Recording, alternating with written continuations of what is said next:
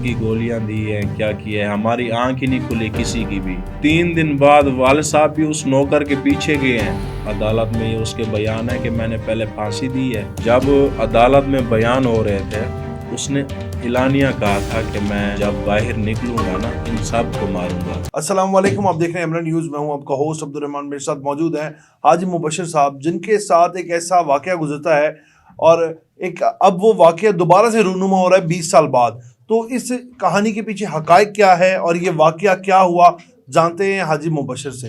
مبشر بھائی، یہ بتائیں کہ آپ کا یہ کیا واقعہ ہے اور اب آپ کو کس قسم کے تھریٹ آ رہے ہیں جو آپ ہمارے تک پہنچے؟ مسئلہ یہ ہے کہ جب میری والدہ بیمار تھی نا، وہ آج بھی بیمار ہی رہتی ہیں، ان کو ریڑھ ہڈی کا مسئلہ ہے۔ تو والد صاحب لے کے جا رہے تھے بہاولپور ہاسپٹل میں، تو وہ ہمارے گھر نوکر ہی تھا۔ اس نے کہا جی میں نے گھر جانا ہے۔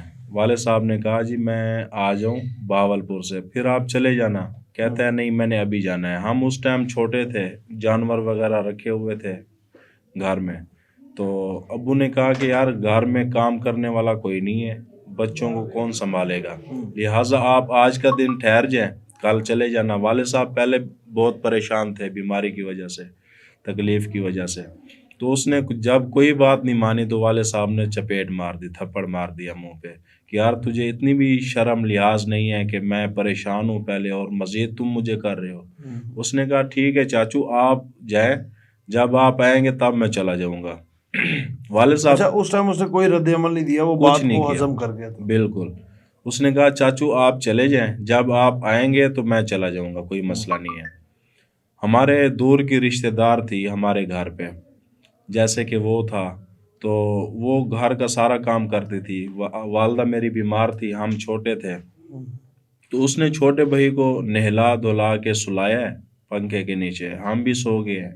کیا پتا ہمیں اس نے نیند کی گولیاں دی ہیں، کیا کیا ہے، ہماری آنکھ ہی نہیں کھلی کسی کی بھی۔ جب والد صاحب والدہ واپس آئے ہیں نا، انہوں نے آ کے ہمیں اٹھایا ہے کہ اسامہ کدھر ہے۔ ہم نے کہا کہ وہ ادھر ہی تھا۔ خیر انہوں نے کہا کہ چلو جاؤ ڈھونڈو اس کو، تو نوکر نے کہا کہ مجھے کرایہ دے، میں نے گھر جانا ہے۔ خیر والد صاحب نے اس کو پیسے دیے، وہ چلا گیا۔ ہم 3 دن ڈھونڈتے رہ گئے بھائی کو، بھائی نہیں ملا وہ۔ تو 3 دن بعد والد صاحب بھی اس نوکر کے پیچھے گئے ہیں، بہت سفر کیا ہے، جہاں جہاں بھی اس کے رشتہ دار تھے سب کے گھر گئے ہیں کہ وہ کدھر ہے۔ وہی آیا ہے تو میرا بچہ بھی غائب ہے، اس کو پتا ہوگا یا وہ آگے پیچھے کر کے گیا ہے۔ 3 دن بعد جو ہے نا ایسا ہوا کہ میرا بھائی بھی مل گیا، کیونکہ کتا رکھا ہوا تھا ہم نے شکاری۔ اس نے جو ہے نا وہ جب موقع پہ تھا جہاں پہ یہ واردات ہو رہی تھی، میرے بھائی کو عدالت میں یہ اس کے بیان ہے کہ میں نے پہلے پھانسی دی ہے۔ وہاں پہ نا چکی تھی کمرے میں، اوپن تھا، شتیر رکھا ہوا تھا، اس پہ بیل تھی، اس کے ساتھ میں نے پھانسی دی ہے۔ اس کے بعد وہ بے ہوش ہوا ہے جیسے بھی، اس کے بعد ٹویا نکال کے نا میں نے اس کو نیچے گوبر ڈالی ہے، اس نے اس کے اوپر میرے بھائی کو لٹایا ہے، اس کے اوپر پھر گوبر ڈال کے نا مٹی ڈال دی تاکہ اسمیل بھی کسی تک نہ پہنچے، یہ کیڑے کھا جائیں، اس کو ختم ہو جائے، ادھر ہی ختم ہو جائے یہ لاش۔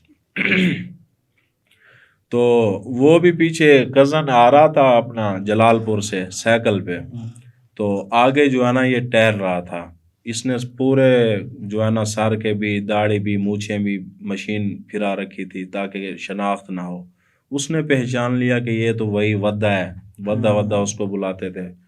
خیر وہ اس نے کہا یار چاچو پریشان ہے، بچہ ان کا تو پٹھان لے گئے ہیں، جب کے پیچھے مل گیا تھا، پٹھان لے گئے ہیں، چاچو پریشان ہے کہ جانوروں کی کرنے والا کوئی نہیں ہے، وہ چلا گیا ہے گھر پہ، وہ آتا تو میں اپنا بیٹا ڈھونڈتا، باہر نکلتا۔ اس نے کہا ٹھیک ہے پھر مجھے لے چلو، میرے اوپر تو شک نہیں ہے۔ کزن نے کہا نہیں یار آپ تو بڑے بیٹے ہیں ان کے، کافی عرصے سے ان کے ساتھ ہیں، بڑے بیٹے، وہ تو سوچ بھی نہیں سکتے۔ کہتا ہے ٹھیک ہے مجھے لے چلو۔ جب تقریباً 1 کلومیٹر پیچھے تھا، بہت ہزاروں کی تعداد مخلوق تھی۔ اس نے کہا یہ بھیڑ کیوں ہے؟ میرے کزن نے کہا یہ کتوں کی نا ملن ہو رہی ہے، لڑائی ہو رہی ہے، اچھا اچھا، کیونکہ شکاری کتے وغیرہ رکھتے تھے تو ان گاؤں کی میں، لڑائی وغیرہ ان کا کی لڑائی ہو رہی ہے، کہتا ہے تھوڑی اور تیز چلو میں بھی دیکھ لوں۔ خیر تیز چلی ہے، اس نے جیسے ہی نیچے اترا ہے پکڑ لیا سب نے۔ ابو نے کہا اس کو کچھ نہ کہو، یہ عدالت ہی کرے گی، قانون کرے گا جو بھی کرے گا، ہم نے اس کے ساتھ کچھ نہیں کرنا۔ ایک تو بیٹا میرا فوت ہو گیا ہے، شہید ہو گیا ہے، دوسرے کی لاش میں نہیں چاہتا کہ میں اپنی آنکھوں سے دیکھوں، کیونکہ یہ کافی عرصے سے میرے پاس رہا تو تھا۔ آپ کے والد صاحب نے اس کو اپنے بچوں کی طرح جگہ دی؟ جی، تو 2 گھنٹے بعد آئی ہے پولیس، لے گئی ہے، اس کو ہوئی تھی سزائے موت، اس کے بعد وہ تقریباً 20 سال بعد چھوٹا ہے۔ جب عدالت میں بیان ہو رہے تھے، اس نے اعلانیہ کہا تھا کہ میں جب باہر نکلوں گا نا، اعلان کیا تھا ان سب کو ماروں گا۔ کمرہ عدالت میں اس نے یہ بات کی تھی؟ جی جی، سب تھے ادھر جج کے سامنے، صحیح۔ اس کے ماموں کو بھی ماروں گا، میرے بڑے ماموں جو اس کی پیروئی کر رہے تھے پیچھے، اور میرے والد صاحب کو بھی، ہمارا بھی کہا تھا بھائی ان سب کو ماروں گا، پورے خاندان کو۔ جب سے وہ باہر آیا ہے تو یہ حادثات ہو رہے ہیں ہمارے ساتھ، میرے بھائی کو ڈکیتی جا رہے ہیں جی، آگے آ کے پسٹل گن پوائنٹ تو پہ لے آپ کے جاتے ہیں۔ ساتھ جب یہ واقعات ہو رہے ہیں، اس بندے نے دھمکی دی، اب وہ جیل سے 20 سال بعد باہر بھی آ گیا، جی، تو آپ نے متعلقہ تھانے میں درخواست دی، تو تھانہ ایس ایچ اوز کیا کہہ رہے؟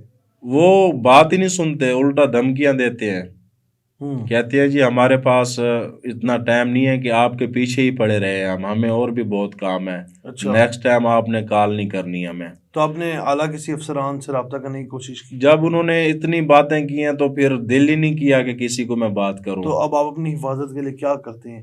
میں بس تو اللہ توکل گھوم رہے اللہ ہیں؟ توکل، پیچھے فیملی خطرے میں ہے، ہاں، والدین ہیں، بڑا بھائی ہے وہ بھی رینٹ کی گاڑی چلاتے ہیں۔ تو وہ ایک تھپڑ کے لیے اس کا اتنا دماغ خراب تھا کہ وہ ایک بچے کی جان ہی لے گیا۔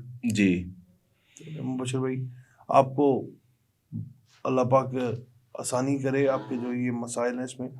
باقی ہمارے اعلیٰ افسران کو بھی چاہیے کہ حاجی مبشر کو جس طرح کے مسائل درپیش ہیں ان کی جلد از جلد پیروی کرنی چاہیے۔ جو ملتان کے اعلیٰ افسران ہیں پولیس کے، ان کو چاہیے کہ ان کی داد رسائی کرے۔ اگر ہمارا محکمہ پنجاب پولیس سے داد رسائی نہیں کرے گا تو ان کے جو پہلے بھی ایک بھائی کی جان جا چکی ہے، باقی جو ان کے گھر والے ہیں، جو ان کے لواحقین ہیں اس بچے کے، ان کی حفاظت کون کرے گا؟ کیونکہ ہماری حفاظت تو ہمارے پنجاب پولیس محکمے کی ذمہ داری ہے، اور اگر کوئی آپ کے پاس داد رسائی لے کے آتا ہے تو یقیناً آپ کے اوپر یہ فرض بن جاتا ہے کہ آپ اس کی مدد کریں۔ پہلے آپ حقیقت جانچ پڑتال کر لیں، اس کے بعد بھلے مدد کریں، لیکن جب وہ حقیقت میں ضرورت مند ہے تو ہمیں ہمارے افسران کو چاہیے کہ اس کی مدد کریں۔